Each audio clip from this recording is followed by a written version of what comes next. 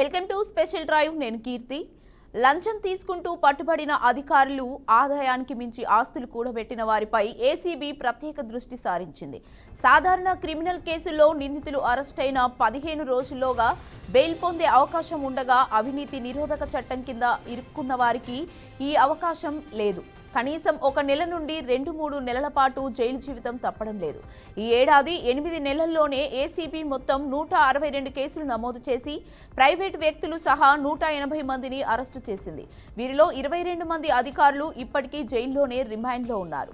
ముఖ్యంగా కాళేశ్వరం ఈఎన్సీ మురళీధర్ రావు నెల రోజులుగా బెయిల్ కోసం పోరాడుతున్న కోర్టులు పిటిషన్లను తిరస్కరించాయి. మరో ఈఎన్సీ హరిరామ్ 52 రోజుల పాటు, ఎగ్జిక్యూటివ్ ఇంజనీర్ నూనె శ్రీధర్ 48 రోజుల పాటు జైల్లో ఉండాల్సి వచ్చింది. ఈ ఉదాహరణలు ఏసీబీ ఎంత కఠినంగా వ్యవహరిస్తుందో చాటుతున్నాయి. ఏసీబీ అధికారులు పనిచేసే విధానం చాలా సమగ్రమైంది. ఫిర్యాదు అందిన వెంటనే బాధితులతో సంప్రదించి లంచం డిమాండ్ చేసిన అధికారులపై ట్రాప్ పన్నుతున్నారు. బాధితుడికి 2 రకాల కెమికల్స్ పూసిన కరెన్సీ నోట్లు ఇచ్చి ఆ సన్నివేశాన్ని రహస్య కెమెరాలతో రికార్డ్ చేస్తారు. లంచం అడిగిన క్షణం నుండి డబ్బు స్వీకరించే వరకు జరిగే ప్రతి కదలికను వీడియో రూపంలో సేకరిస్తారు. అదనంగా స్పై కెమెరాల ద్వారా బాధితుడి సంభాషణలు, వాయిస్ రికార్డింగ్స్ కూడా సేకరిస్తారు. వీటన్నింటినీ కోర్టులో సాక్ష్యాలుగా సమర్పించడం వల్ల నిందితులు రక్షణ పొందే అవకాశాలు తగ్గిపోతున్నాయి. అలాగే ఆదాయానికి మించి ఆస్తుల కేసుల్లో డాక్యుమెంట్ల పరిశీలన, ప్రాసిక్యూషన్ ఆధారాలు, బ్యాంక్ ఖాతాలు, ప్రాపర్టీ డాక్యుమెంట్లపై లోతైన విచారణ జరుపుతున్నారు. ఈ విధానమే కేసులు మరింత బలపడడానికి కారణమవుతున్నాయి.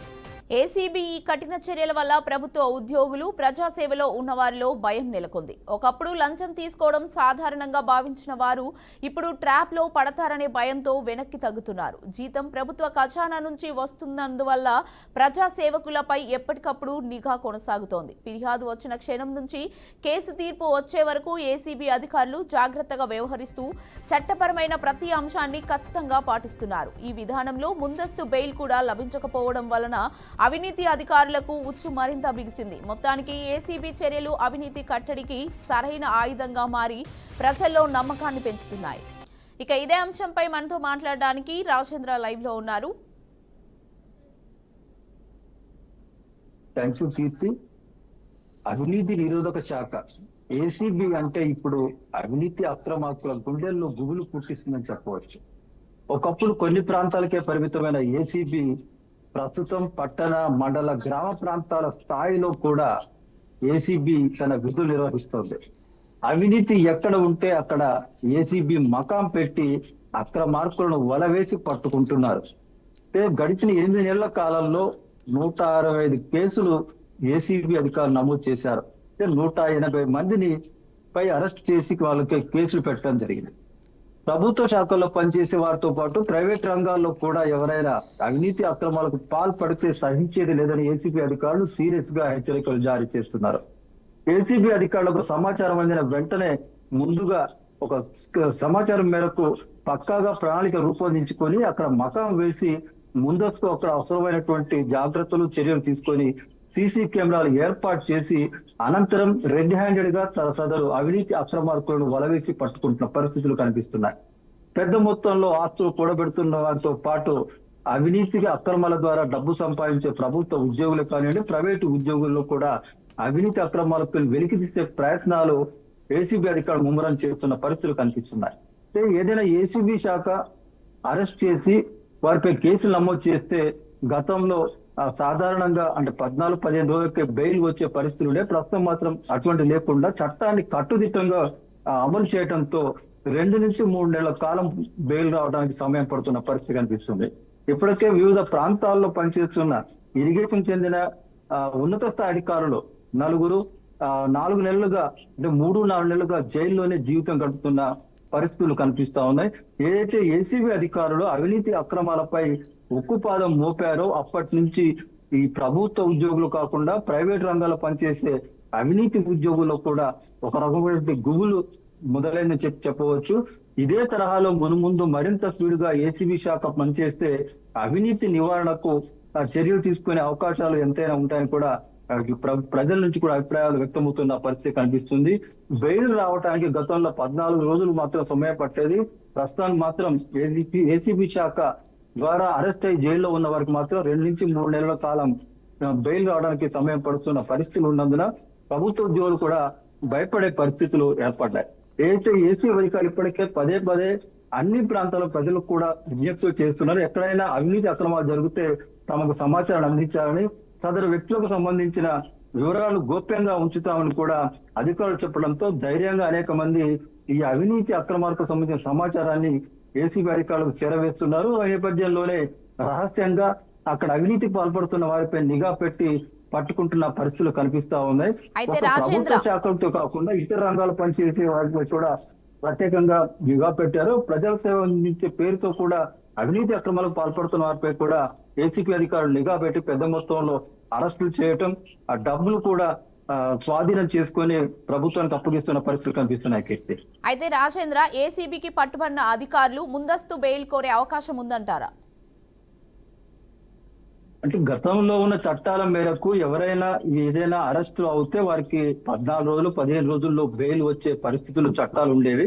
ప్రస్తుతం మాత్రం ఏసీబీ శాఖ ఈ చట్టాలను మరింత కఠినతరం చేసి అవినీతి అక్రమాల ద్వారా పట్టుబడ్డ ఉద్యోగస్తులు కానీ ఇంకెవరైనా కానీ వారికి బెయిల్ వెంటనే మంజూరు రాకుండా చట్టాన్ని అమలు చేయడంతో 2 నుంచి 3 నెలల సమయం పట్టే పరిస్థితులు కనిపిస్తున్నాయి. దీంతో అధికారులు కూడా భయాందోళనలు వ్యక్తమవుతున్న పరిస్థితి కనిపిస్తుంది. మనం పరిశీలిస్తే ఇప్పటికే తెలంగాణలోని వివిధ ప్రాంతాల్లో పనిచేస్తున్న అంటే ఇరిగేషన్ శాఖకు చెందిన 4 ఉన్నతాధికారులు గత 2.5 నెలల కాలంగా జైల్లోని జీవితం గడుపుతున్న పరిస్థితి. అంటే వాళ్ళకి బెయిల్ రాకపోవడం వల్ల జైల్లోనే జీవితాన్ని గడుపుతున్న పరిస్థితి కనిపిస్తుంది.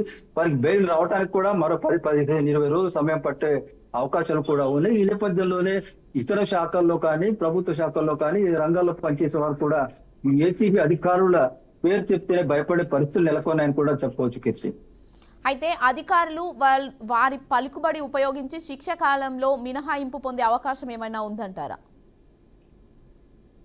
ఏసీబీకి సంబంధించిన ఏదైతే ప్రత్యేకమైన చట్టం ఉందో ఈ చట్టం ద్వారా అరెస్ట్ అయ్యి జైలు జీవితానికి అంటే కస్టడీలో తీసుకున్న తర్వాత జైలుకి వెళ్ళిన తర్వాత వాళ్ళు బెయిల్ కోసం పిటిషన్లు వేసుకోవడం సర్వసాధారణం. అయితే ఏసీబీ శాఖకు సంబంధించిన ఈ కఠినతరమైన చట్టాల కారణంగా న్యాయమూర్తులు కూడా ఇన్ టైంలో బెయిల్ ఇవ్వకపోవటం, ఏదైతే ముద్దాయిలు అంటే అక్రమంగా అరెస్ట్ అయిన వారు ఉన్నారో వారు వేసుకున్న పిటిషన్లు కూడా డిస్మిస్ చేస్తున్న పరిస్థితులు ఉన్నందున బెయిల్ కూడా ఇన్ టైంలో వచ్చే అవకాశాలు ఎంత మాత్రం లేవు. ఈ చట్ట ప్రకారంగానే మినిమం 2 or 3 months మాత్రం సమయం పట్టే అవకాశాలు ఉన్నాయి. దాదాపుగా ఇప్పుడు ఈ 150 మందిపై అరెస్టులు చేసి వారిని కూడా జైలుకు పంపించారు. వీరందరికీ కూడా బెయిల్ కూడా ఇన్ టైంలో రాని పరిస్థితులు ఏర్పడ్డాయి.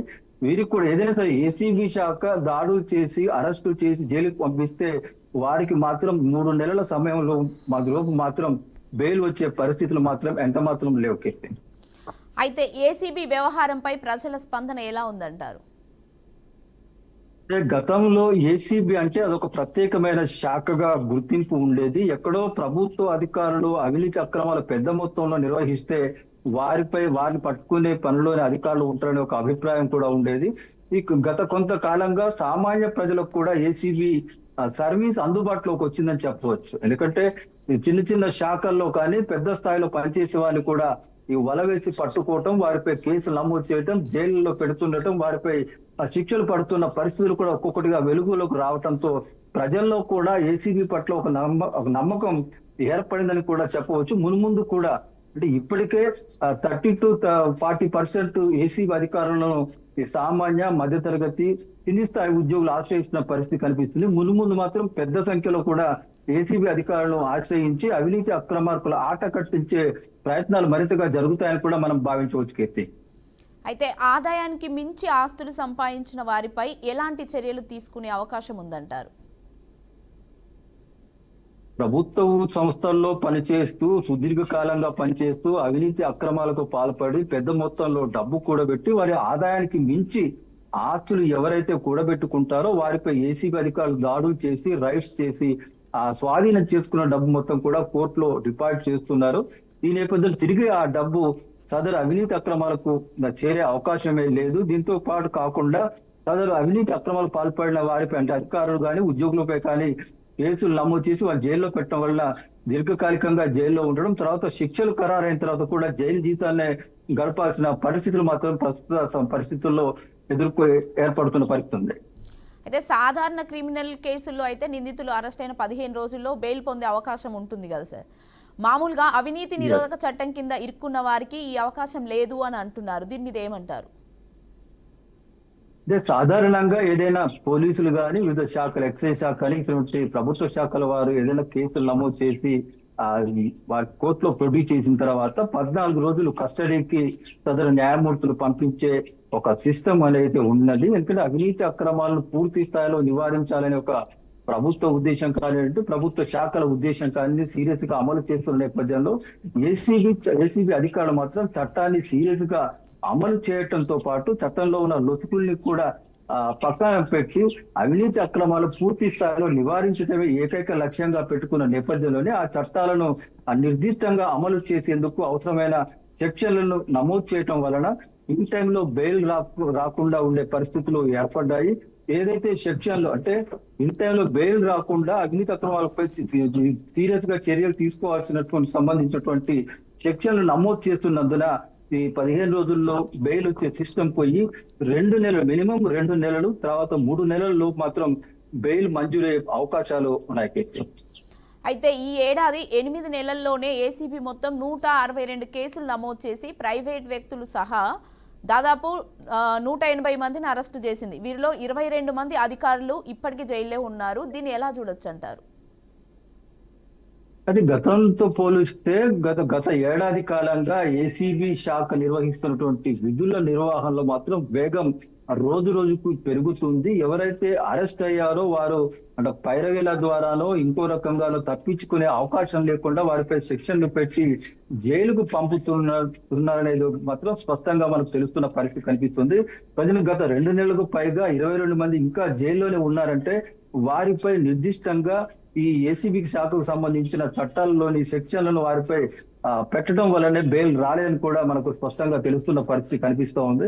వారికి కూడా ఇప్పుడు ఇంకో మరో నెల వరకు కూడా బెయిల్ వచ్చే అవకాశాలు కూడా లేవని చెప్పేసి ఏసీబీ అధికారులు చెప్తున్న పరిస్థితులు కనిపిస్తా ఉన్నాయి. వీటన్నింటిని దృష్టి పెట్టుకొని ప్రభుత్వ శాఖల్లో పనిచేసి ఎవరైతే ఉద్యోగులు కానీ అధికారులు కానీ హైర్ ఆఫీసర్స్ ఎవరైనా ఉన్నా కూడా మరి ఈ అవినీతి అక్రమాలకు పాల్పడాలంటే భయపడే పరిస్థితులు మాత్రం ప్రస్తుతం ఉత్పన్నమయ్యని చెప్పేసి చెప్పొచ్చు.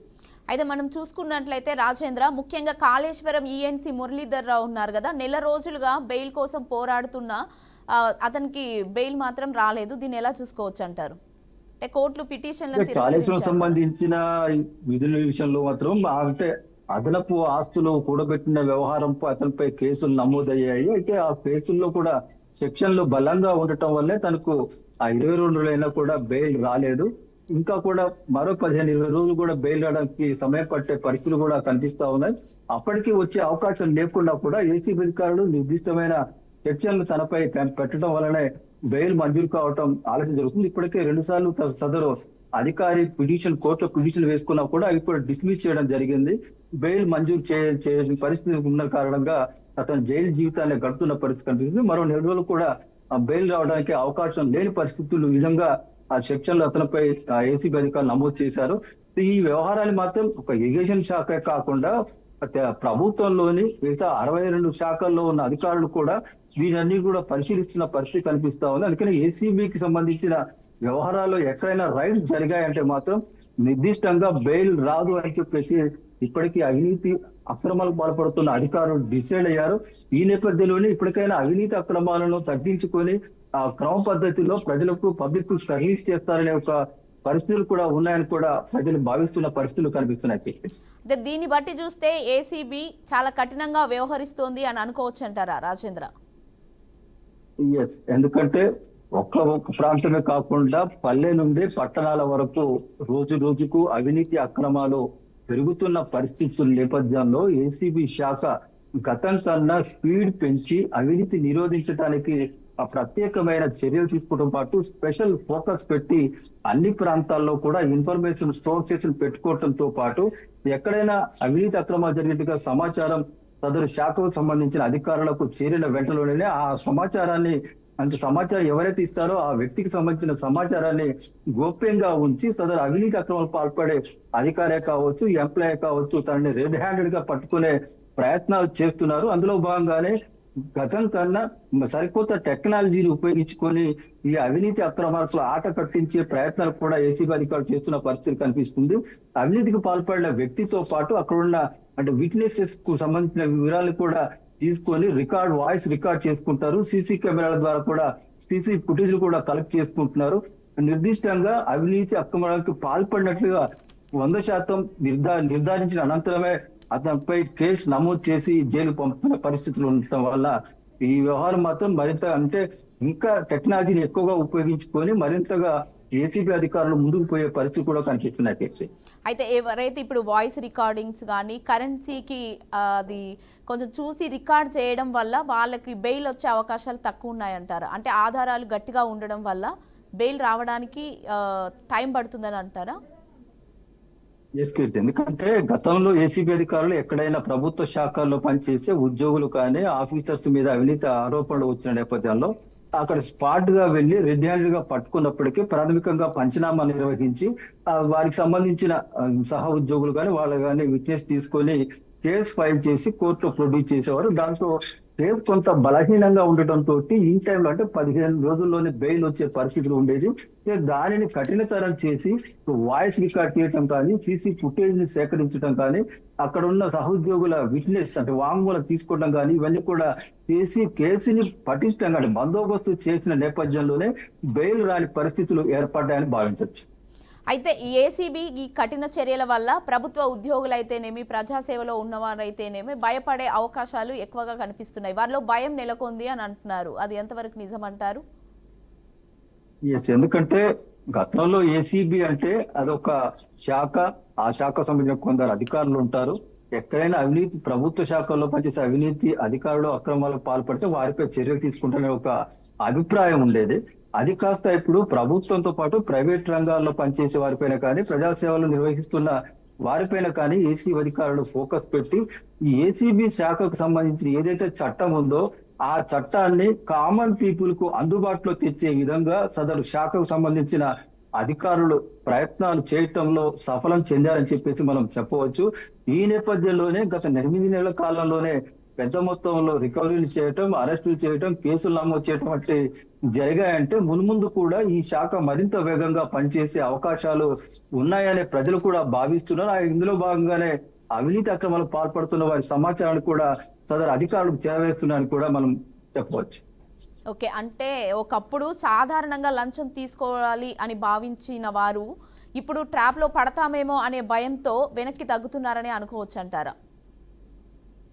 అంటే గతంలో మాత్రం ప్రభుత్వ శాఖల్లో పనిచేసే ఉద్యోగులు కానీ అధికారులు కానీ నేరుగా పబ్లిక్ నుంచి లంచాలు తీసుకునే పరిస్థితి ఉండేది. అది కాస్త క్రమంగా మార్పు చెంది టెక్నాలజీని ఉపయోగించుకొని ఫోన్ పే ద్వారా గూగుల్ పే ద్వారా కూడా లంచాలు తీసుకొని పనులు చేస్తున్న పరిస్థితులు ఉన్న వాటి కూడా ఏసీబీ అధికారులు గ్రహించి ఎక్కడైతే ఫిర్యాదులు వస్తాయో వాటికి సంబంధించిన అధికారులపై ఉద్యోగులకు సంబంధించిన మొబైల్ సంబంధించిన డేటా సమాచారాన్ని కూడా సేకరించుకుంటున్నారు. ముందుగానే ఎక్కడైతే అవినీతి అక్రమాలకు సంబంధించిన సమాచారం వచ్చిన నేపథ్యంలో 1-2-3 రోజులు ముందుగానే ఎవరికీ తెలియకుండా అక్కడ రహస్యంగా కూడా మరింత అదనపు సమాచారాన్ని సేకరించి అన్ని విధాలా పకడ్బందీగా ఇన్ఫర్మేషన్ సోర్స్ దగ్గర పెట్టుకున్న తర్వాతనే రెడ్ హ్యాండెడ్ గా సంబంధించిన అవినీతి అక్రమాలు పాల్పడే అధికారులు కానీ సిబ్బందిని కానీ రెడ్ హ్యాండెడ్ గా పట్టుకొని అంతకుముందు సేకరించిన సమాచారంతో పాటు అదనంగా మరింత సమాచారాన్ని సేకరించి వీటి మొత్తానికి కూడా కేసు ఫైల్ చేస్తున్నందునే పకడ్బందీగా ఈ చట్టాన్ని అమలు చేస్తున్నారని చెప్పేసి భావించవచ్చు. దీని ద్వారానే అంటే ప్రజల్లో కూడా ఏసీబీ శాఖ పట్ల నమ్మకం మరింతగా పెరిగిందని కూడా భావించవచ్చు. అవినీతి అధికారులకు చుక్కలు చూపిస్తున్నారని అనుకోవచ్చు అంటారా ఏసీబీ? ఖచ్చితంగా. ఎందుకంటే గతంతో అంటే 5-10 ఏళ్ల క్రితానికి పరిశీలించినట్లయితే గట్టిన కొద్దిగాలంగా పరిశీలిస్తున్న పరిణామాలు కానివ్వండి, ఏసీబీ అధికారులు అనుసరిస్తున్న విధానాలు కానివ్వండి, కేసులు నమోదు చేస్తున్న తీరుతెన్నులను పరిశీలిస్తే మాత్రం అవినీతి అక్రమాలకు పాల్పడే ప్రభుత్వ శాఖల్లోని ఉద్యోగులు, అధికారులు, ఉన్నతాధికారుల్లో కూడా ఒక టెన్షన్ వాతావరణం నెలకొందని చెప్పేసి మనం ప్రధానంగా భావించవచ్చు. అయితే వాళ్ళలో మార్పు ఎంత మేరకు వస్తుందనే విషయాలు మాత్రం ఇంకా ఆ సమయం పట్టే పరిస్థితి ఉంది. ఎందుకంటే అనేక సంవత్సరాలుగా అవినీతి అక్రమాలకు అలవాటు పడ్డ ఈ కొందరు వ్యక్తుల కారణంగా వ్యవస్థనే కొంచెం పొల్యూషన్ గా మారిపోయిన పరిస్థితులు కనిపిస్తుంది. ఇది క్రమంగా మార్పు తీసుకొచ్చే ప్రయత్నాలు జరుగుతున్న నేపథ్యంలో ఆ మార్పు రావడానికి కూడా మరింత సమయం పట్టే అవకాశం ఉంది. ప్రస్తుతం మాత్రం ఏసీబీ అధికారులు నిర్వహిస్తున్న దాడుల విషయంతో మాత్రం అవినీతి అక్రమాలు పాల్పడే అధికారుల్లో ఉద్యోగుల్లో మాత్రం టెన్షన్ మొదలైంది. వారిలో మార్పు వస్తుందనే ఒక అభిప్రాయం కూడా కొంత ప్రజల నుంచి కూడా వ్యక్తం అవుతున్న పరిస్థితులు కనిపిస్తున్నాయి. కీర్తి. రైట్, థ్యాంక్ యూ రాజేంద్ర, మంచి విశ్లేషణ అందించారు. Thank you. ఇది ఇవాల్టి స్పెషల్ డ్రైవ్. చూస్తూనే ఉండండి బీఆర్కే న్యూస్, తెలుగోడి సత్తా.